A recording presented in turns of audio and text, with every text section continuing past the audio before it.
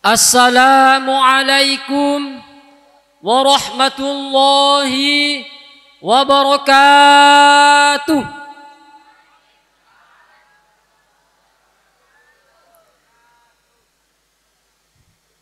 Ya Allah Ar-Rahman, nahmaduka wa nashkuruka mada zaman wa nastaghfiruka ala kulli khata'in wa nisyan wa nasta'inuka ala kulli balwa wal aman.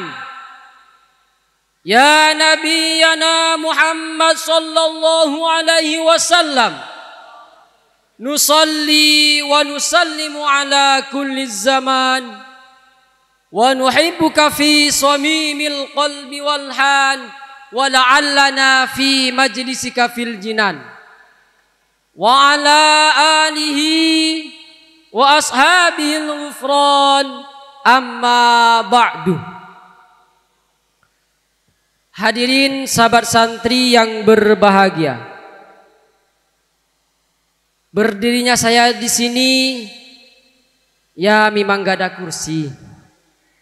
Tidak seperti panitia yang disediakan kursi. Ingin menyampaikan sejarah Isra dan sedikit tentang sabar. Apa itu sabar? Mungkin sahabat santri ada yang tahu apa itu sabar? Bisa nih. Sabar adalah selalu mencoba meski berdebar dan meski kaki ini gemetar. Ya Allah, ngeterongku teretan. Pola aja toro nakatin apa? Toron ki. Tapi ini ngali syutingan nih kan nih. Lestari booking sarang panitia. Tinggal lanjut bisa ki. Kare badah. Melanjutkan cerita teman saya tadi, mulai dari buruk yang salah tingkah di hadapan Nabi Muhammad sallallahu alaihi wasallam sampai gorengan Siti Masito beserta keluarga kecilnya. Saya lanjutkan. Dalam kisah ini Allah banyak memberikan arah dan gambaran yang nantinya menjadi pelajaran bagi umat Nabi yang sering lalai akan segala kewajiban. Salah satu contohnya, Allah perlihatkan pada beliau satu kaum yang memukul kepalanya jedar, hancur lebur, utuh lagi, dipukul lagi, cetir, hancur lebur, kembali lagi. Masya Allah. Inilah azab bagi hamba Allah yang meninggalkan solat fardu, yang malas, yang lalai dan tak sadar siapa dirinya. Sahabat santri, ketahuilah, solat adalah tiang agama, solat adalah cara kita bertemu pada yang maha kuasa, yang tak memandang harta dan rupa, yang tak memandang tua atau muda. Bagaimana kita ngaku cinta bila bertemu enggan rasanya? Bagaimana kita ngaku cinta bila dunia mengalahkan rindu padanya, mengalahkan kehambaan pada Allah Subhanahu wa ta'ala? Na'udzubillah summa na'udzubillah. Hadirin sahabat santri yang berbahagia, contohnya lagi Allah perlihatkan pada beliau laki-laki dan wanita yang disuguhkan daging matang yang lezat rasanya dan daging mentah busuk baunya.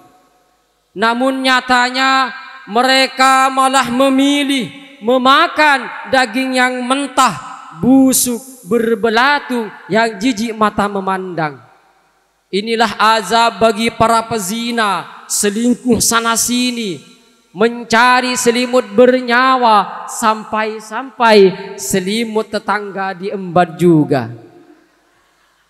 Mengendap-endap, mencari celah, seperti anak milenial sekarang bergurau sambil mengatakan, Kiu kiu.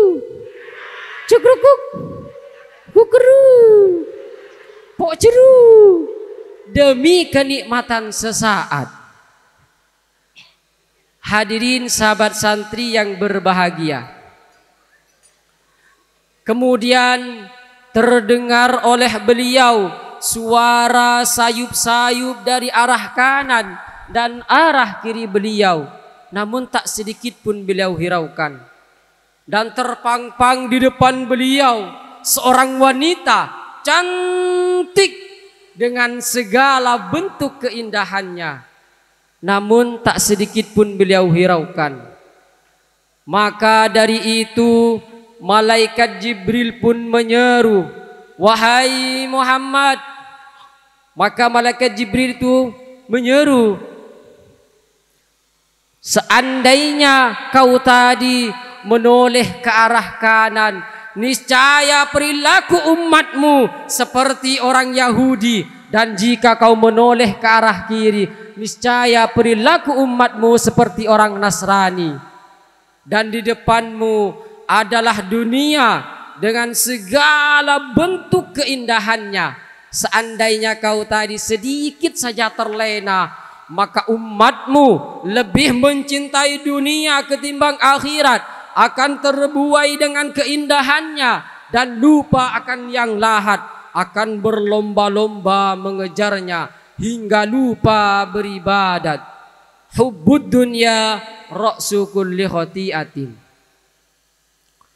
Untuk para yang jomblo angkat tangannya. Jomblo lagi. Jomblo. Angkat tangannya, jangan malu karena yang di atas juga jomblo. Jangan terlalu percaya jika ada yang mengatakan demi langit dan bumi hanya dirimu di hati. Meski dunia tiada meridoi, meski lautan mas tak kau miliki, asal bersamamu itu lebih berarti.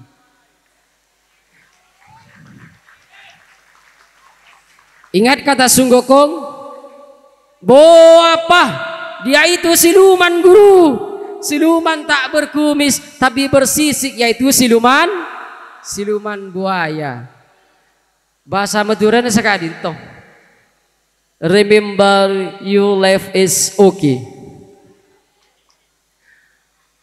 Hadirin sahabat santri yang berbahagia. Dipilih sebuah kota yang menjadi awal keberangkatan beliau Isra Mi'raj. Kota yang aman, kota yang dijamin dengan keberkahannya, yaitu kota Mekah. Kenapa yang terpilih kok kota Mekah? Kok bukan Jakarta, Pontianak, atau kota-kota yang lain? Ada yang tahu? Terpilihnya kota menjadi awal keberangkatan beliau Isra Mi'raj ialah karena kota Mekah merupakan salah satu kota sucinya umat Islam. Di kota Mekah ibunda Nabi berjuang melahirkan Nabi. Di kota Mekah awal mula Nabi diutus memperjuangkan agama Islam. Patutlah Nabi bersabda, wahai kota Mekah, engkaulah bumi yang paling aku cintai. Seandainya pendudukmu tak memerangi dan mengusirku, niscaya aku tak akan keluar darimu. Sungguh amat besar cinta Nabi pada tanah airnya, tanah kelahirannya. Maka para santri sekalian, penerus bangsa, anak cucu bangsa, mari kita jaga Indonesia. Kita kuatkan tali persaudaraan kita. Meski berbeda tapi jangan sampai terpecah. Meski berbeda kita tetap satu jua. Boleh pilihan berbeda, boleh pemikiran berbeda, tapi jangan dibuat bambu runcing untuk saling menjatuhkan, saling menghancurkan, saling memutuskan tali persaudaraan.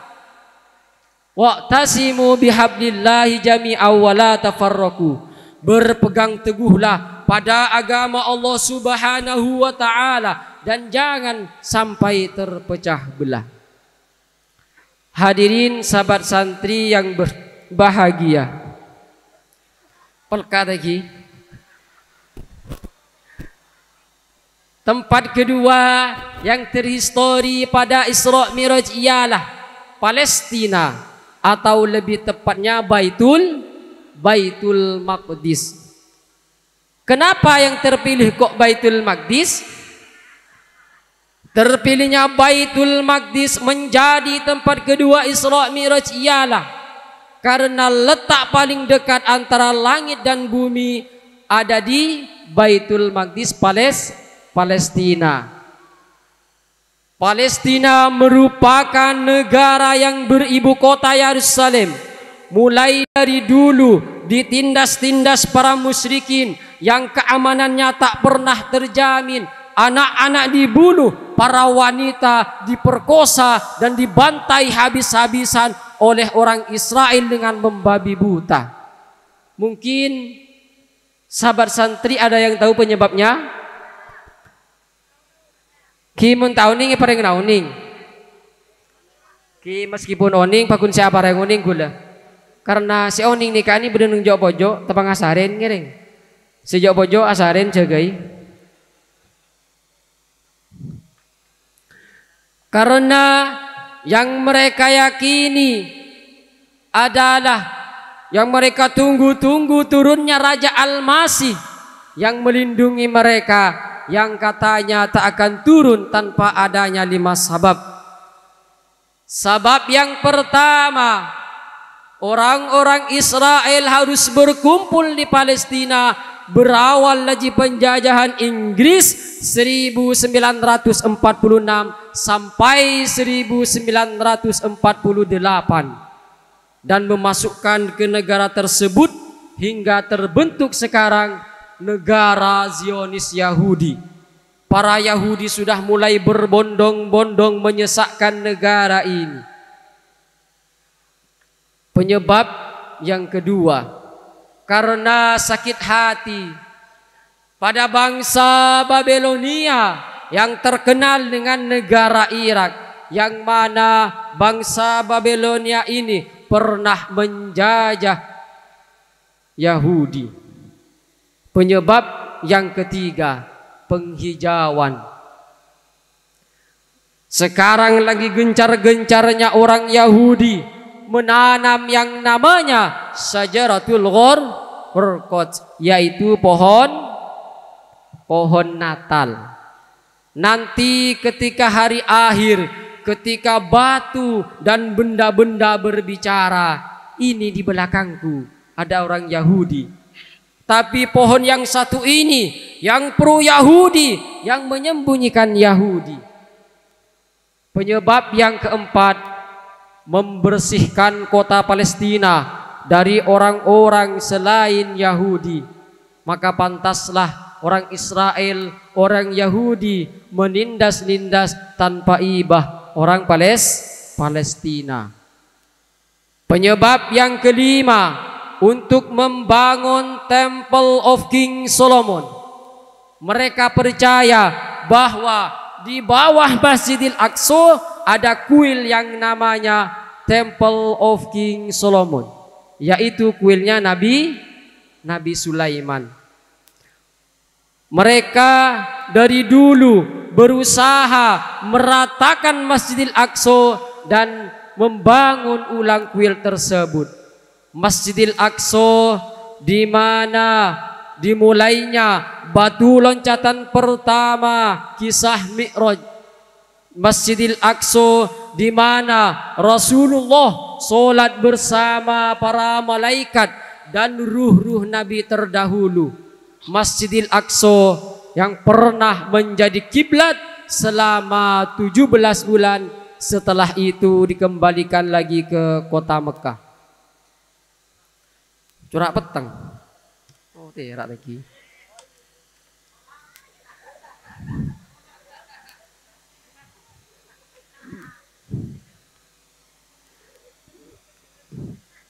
Dalam kisah ini, dalam perjalanan Nabi ini, kita ambil kisahnya, mengajarkan kita tentang rasa nasionalisme, rasa cinta pada tanah air kita, tanah kelahiran kita, dan mengajarkan kita untuk selalu ingat dan mengenang jasa nenek moyang kita. Sebab merekalah kita ada dan harus bagaimana. Berakhir sudah sedikit ulasan kisah Isra dan akan dilanjutkan dengan kisah Mi'raj oleh teman saya nanti. Akhirnya dari kami, apabila ada salah baik fi'li atau qauli, mohon maaf sepenuh hati. Jika hidup hanya sekali, biarkan padamu kutempatkan hati. Jika bersamamu adalah takdir sang ilahi, akan kupastikan setia sampai mati.